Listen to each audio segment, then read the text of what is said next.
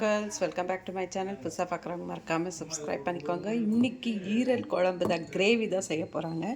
Because 4 டேஸாக எனக்கு பார்த்திங்கன்னா உடம்பு சரியில்லை, வயிறு வலி அதிகமாக இருக்குது. ஸோ வயிறு வலிக்கு ஒரு சிறந்த மறந்தேன்னா ஈரல் தான் அப்படின்னு அடிக்கடி வாங்கிட்டு வருவார். ஸோ இன்றைக்கி வாங்கிட்டு வந்து தோசைக்கு ஈரல் கிரேவி தான் செய்ய போகிறாங்க.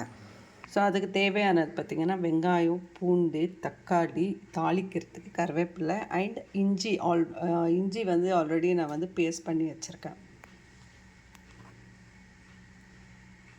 ஸோ இந்த ஈரல் ஓவராக ஸ்மெல் வரும் அப்படின்ட்டு இதில் வந்து ஒரு ஃபுல்லு லெமன், உப்பு அண்ட் மஞ்சள் தூள் 3 போட்டு நல்லா பிசைஞ்சு வச்சுருக்காங்க. ஒரு 5 நிமிஷம் கழித்து இதை வந்து வாஷ் பண்ணி எடுத்துக்கணும்.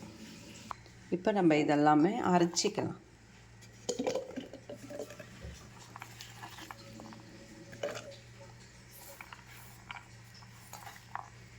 பூண்டு, வெங்காயம், தக்காளி, தேங்காய் ஆட் பண்ண போகிறதில்ல, கிரேவியாக தான் செய்ய போகிறோம்.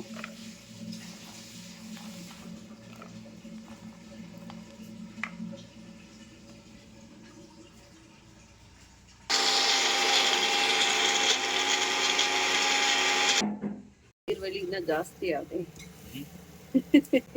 சாப்பிட்டா வயிறு வலி போகும், பார்த்தாலாம் போகாதான். ஸோ மிஸ்டரே வருது தனிஷ்கா.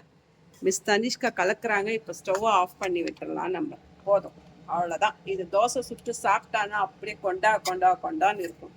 தோசை சுட்டுலாமாடா, பசிக்குதா? சரி, பண்ணிடலாம். மக்கள்ஸ் தோசை ஊற்றியாச்சு. நெக்ஸ்ட்டு வந்து இது எந்த மெத்தடில் பண்ணோம், என்னென்ன போட்டோம் அப்படின்னு தெரிஞ்சுக்கணுன்னா லாங் வீடியோ வரப்போகுது. அதில் போய் ஃபுல் டீட்டெயில்ஸ் பார்த்துக்கோங்க. ஸோ ஈரல் கிரேவி எப்படி செய்கிறதுன்னு முழுக்க அதில் வந்து நீங்கள் அழகாக பார்த்து தெரிஞ்சுக்கலாம். ஸோ இந்த கிரேவியை செஞ்சது யார் அப்படின்னு பார்த்தீங்கன்னா என்னோடய ஹஸ்பண்ட் ஜேபி தான். ஸோ மறுபடியும் இன்னொரு வீடியோவில் சந்திப்போம். நன்றி, வணக்கம். இந்த தோசையை எடுத்து